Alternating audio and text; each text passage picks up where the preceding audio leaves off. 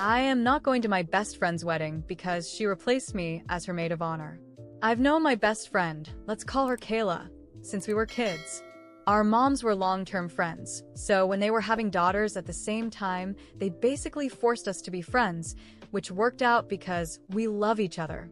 We went to the same schools growing up, then we went to college together, we joined the same sorority. We lived together all 4 years. I mean, this girl is like my other half. We've also never been in a real fight in our entire friendship. We've bickered before because we were tired about dumb stuff, but it's always been over the next day. I will say Kayla's fatal flaw is that she loves what's new and shiny. For example, when she started dating her now fiancé in college, it was like her friends didn't exist anymore. We just stopped seeing her. And it's because she was so excited about her new relationship that all of her old friends, we were old news. She actually lost a lot of friends because of this. But I loved her so much I stuck it out, and I just kept inviting her to hang out all the time and just appreciated the time she did say yes. She also has a habit of becoming best friends with somebody that she just meets, thinks they're like the best person in the world, is obsessed with them, plans trips with them, says that they're going to be best friends for life, and then a month later, they just don't even talk anymore. And when I'm like, oh, what happened to so and so? She's like, oh, yeah, I don't know. I haven't talked to her in a while. And then they never talk again. Like, it's not even like they have a falling out. She just becomes bored. When Kayla got engaged last year, excited was an understatement. We have been picturing our dream wedding since we were kids, and I was so excited to help her plan. But another thing about Kayla, her vision is a lot bigger than her budget. Kayla asked me to be her maid of honor, and as soon as I said yes, she started showing me the ideas she had for her wedding. And I had no idea what I got myself into by saying that I would help her with the decorations. I offered to help. I'm super crafty, and I knew that I could do a lot of those things for a lot less cost. And I even pitched in some of my own money for decorations that I was making because I love her, and I wanted her wedding to be exactly how she dreamed it to be. So yeah, I have put in countless sleepless nights and over $1,000 buying and making decorations for her wedding. From posters to balloon arch, literally everything. Here's where the problem starts. About 2 months ago, me and Kayla go to our friend's house party, and there we meet a new girl named Megan. Now, Megan was super cool, super nice, but for some reason, Kayla was obsessed with her. The whole way home, she was just talking about how amazing this girl was, how she's so smart, how she's so successful, how she, wants to be just like her. All of these things. Which I was like, oh, here we go. It's going to be a new month-long best friend. And I was right. Immediately, Kayla and Megan were hanging out all the time and never inviting me. I'm kind of like the person that's like, the more the merrier. I want my friends to all be friends with each other. So it was really weird to me when I would ask Kayla if she wanted to hang out on Thursday, and she was like, I'm already doing something with Megan. And I was like, oh, can I come? And she was like, no, it's kind of more of like a one-on-one thing. And slowly but surely, Kayla was taking longer and longer to respond to my texts. She wasn't answering my calls. She was always too busy, which, girl, you're not that busy. At first I chalked it up to the wedding, and that she was busy with that. But then I realized I was doing way more for her wedding than she was, and I still had time to hang out with her, and I really should all the time in the world to be hanging out with Megan. They were hanging out all the time because she was always posting it on her social media. Last week, I finally sat down with Kayla after literally not seeing her for almost a month, even though I was trying all the time. And this is because her wedding was literally a month away, and we need to go over some final logistics. But during this conversation, she's looking really nervous. And finally I'm like, girl, what is up with you? And she's like, I have to tell you something, but I don't want you to get upset, okay? And I was like, okay, what? And she goes, I've been thinking about it a lot. And I decided that I want Megan to be my maid of honor. And I was really taken aback.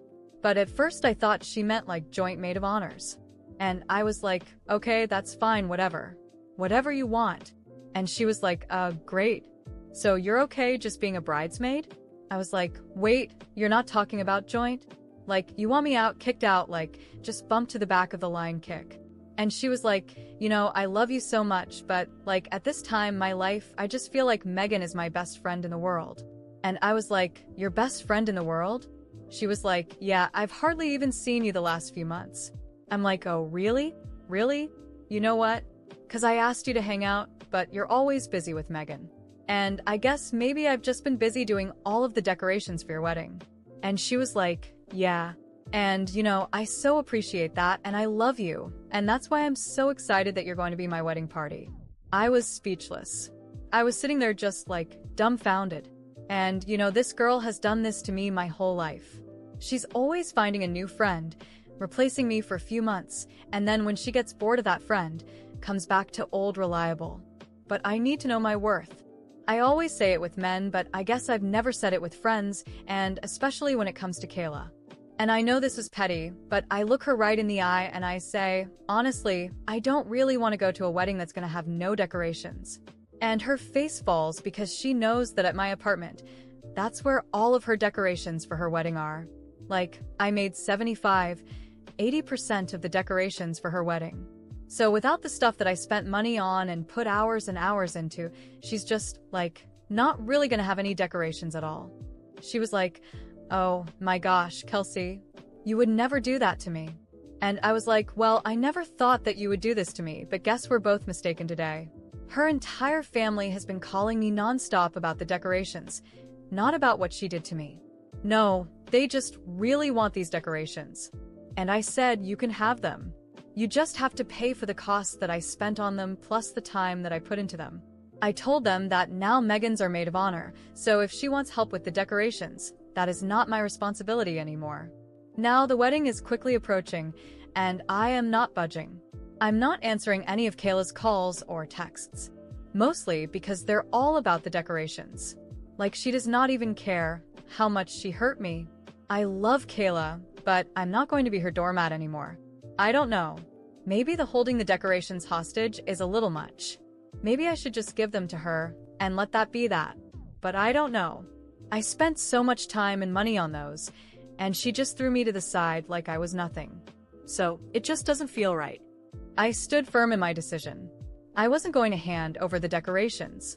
Every penny, every sleepless hour, every detail I carefully crafted for Kayla's wedding, it all meant more than just party decorations. It was my time, my effort, my friendship, and I wasn't going to let her simply discard me like I was nothing and get away with it. In the first few days, the calls were relentless. Her mother called me crying, saying she couldn't believe I was doing this to Kayla. You're like a daughter to us, she said, and that hurt. It hurt because I really had always been treated like part of the family. I spent so many years at their house, helped through so many tough moments, stood by Kayla through every crisis, every fight with her parents, every moment of insecurity. And now, all of that seemed to have been erased because suddenly, I was the villain of the story. Her uncles, cousins, even her father, they all sent me messages or left voicemails, their tone heavy with disappointment. I listened to the messages and felt that familiar tight knot in my chest growing tighter and tighter. We've always welcomed you with open arms, they said. You've always been family, and now you do this to Kayla at the most important moment of her life? But no one, absolutely no one, asked how I felt. No one wanted to know how much it hurt to be replaced by a girl she had only known for a few months. No one cared about how devastated I was to realize that, to Kayla, I didn't mean as much as she meant to me. All they cared about were the decorations. To me, it was about principle. I couldn't just let this slide as if nothing had happened. And if I gave everything up, I would only be proving that I was the nice friend she could throw away and pick up again whenever she wanted. Not this time. Days passed, and the buzz around it only grew louder. Some mutual friends reached out, trying to convince me to be the bigger person in the situation. Let it go, they said.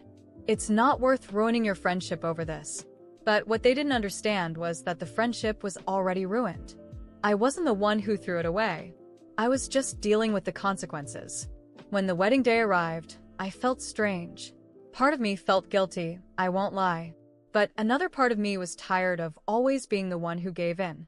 I looked at the boxes of decorations stacked in the corner of my apartment and thought about what could have been. But no, not this time. And then, the photos started appearing on social media. And it was a disaster.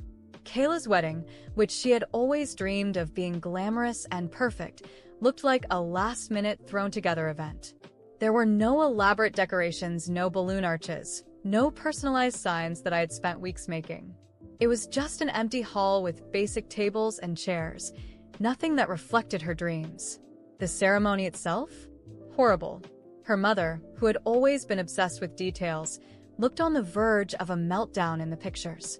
The flowers were all wrong, the centerpieces were ridiculous, and Megan, the perfect new best friend, clearly had no idea what she was doing.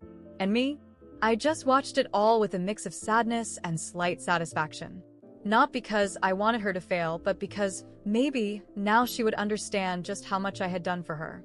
But the worst part wasn't the wedding fiasco itself. It was her family's reaction afterward. Kayla's mom sent me a long message filled with disappointment and sadness. She said I had broken everyone's hearts, that they all saw me as family, that they never expected this from me. She said I could have been the bigger person and done the right thing. That message hit me like a knife. Could I have been the bigger person? And what about Kayla? Didn't she have any responsibility in this? Her friends started excluding me from everything. People I had known for years, people I had shared so many moments with, suddenly started treating me like a traitor. Like I had done something horrible, something unforgivable. To them, I was the selfish villain who ruined my best friend's wedding. No one saw what Kayla had done to me. No one saw how I had been discarded, used, and then replaced by someone new and shiny. Still, I stood my ground. My pride spoke louder, and I knew that if I gave in now, I would be putting myself in this position forever. But even knowing I did the right thing for myself, I can't deny that it hurts. It hurts to know that, to them, I was just convenient. It hurts to know that years of friendship can be so easily discarded over a fleeting new obsession. And most of all, it hurts to know that I was the only one suffering the consequences. Now, Kayla is back from her honeymoon and has already tried messaging me, but I haven't replied, because I know exactly how this will go.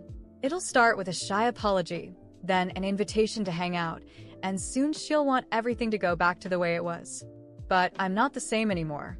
I'm no longer the friend who lets herself be walked over and picked up again when it's convenient. Maybe one day I'll be able to forgive. Maybe one day I'll look back and laugh at all of this. But for now, I just want to move on without looking back. Because, for the first time in a long time, I'm putting myself first. Days turned into weeks, and Kayla's messages started to dwindle. At first, it was a flood of missed calls, unread messages, and even attempts to show up at my apartment unannounced. I didn't open the door. I knew that if I saw her face, I'd probably end up giving in. But every notification on my phone was a reminder that, to her, what really mattered wasn't our friendship. It was the perfect wedding that didn't happen. Still, part of me felt conflicted. I wondered if I had overreacted, if I should have just let it go. But then I remembered the feeling of being replaced, the casual way she discarded me for someone she barely knew, as if all our history together meant nothing. I knew I was right to stand my ground, but it wasn't easy. Then one day, after weeks of almost complete silence, Kayla sent me a short message. "Can we talk?" I stared at the message for a while, feeling a mix of curiosity and irritation. She wasn't apologizing. She wasn't showing any real remorse. She just wanted to talk. After ignoring her for so long, I decided that maybe it was time to hear what she had to say. Maybe she had finally realized how much she had hurt me. Maybe there was a chance to fix something. We met at a quiet cafe, far from where we might run into familiar faces. When I arrived, she was already there, looking thinner and visibly tired. Her smile seemed forced, and there was something different about her, a kind of caution I wasn't used to seeing. I sat down without saying anything, waiting for her to speak first. "I've missed you," she said in a low, almost hesitant voice. "I know you're hurt, and so am I. It was awful having my wedding ruined, but the worst part was losing you in the process." I crossed my arms, keeping a neutral expression. I wanted to see where this was going. She sighed and continued. "I understand your side now. You felt left out, like you didn't matter. But I want you to know that we've always been like sisters, and I still feel that way." For a brief moment, Something inside me softened. But then came her next words. And that's why I'm willing to forgive you if you're ready to apologize too. My head spun. I stared at her, incredulous.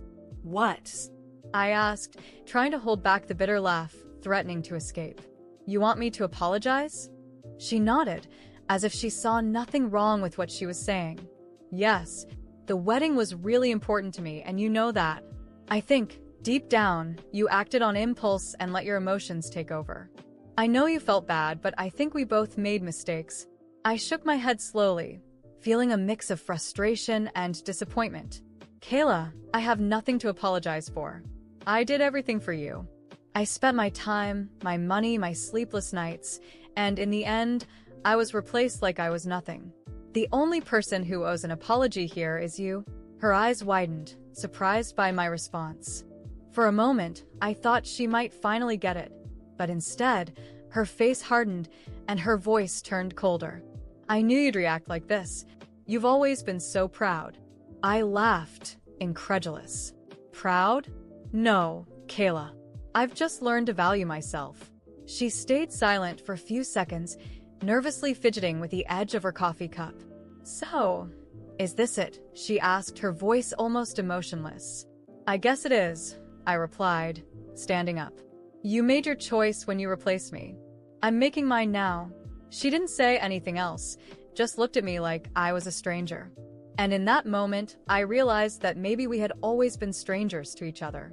I walked out of the cafe without looking back, feeling a weight lift off my shoulders, but also a strange emptiness in my chest. In the following days, her social media was full of photos with Megan. Traveling, going out, laughing, as if nothing had happened. It was like I had never existed in her life. Slowly, I realized that Kayla had completely erased me. Those photos were a constant reminder that I had been replaced, and there was no longer a place for me. Her family, who once treated me like a daughter, never reached out again. No messages from her mother, no invitations to Sunday lunches, nothing. To them, I was the villain in the story, the one who ruined sweet Kayla's wedding. I knew that even if I tried to explain, they would never understand my side. I had already been judged and condemned. As hard as it was to accept, I knew it was for the best. I didn't want to be part of a life where I was only seen as a convenient tool. I learned that some friendships, no matter how solid they seem, are built on convenience, and when that convenience ends, everything falls apart. Now, I'm focusing on myself, on my own dreams. I've made new friends, reconnected with old ones I had neglected, because I was always prioritizing Kayla. I discovered that there's so much more to life than being stuck in a one-sided friendship. And most importantly, I learned that I don't have to beg for a place in anyone's life. Kayla may have moved on with Megan, her new best friend, but I've moved on too. And honestly, I'm at peace with it.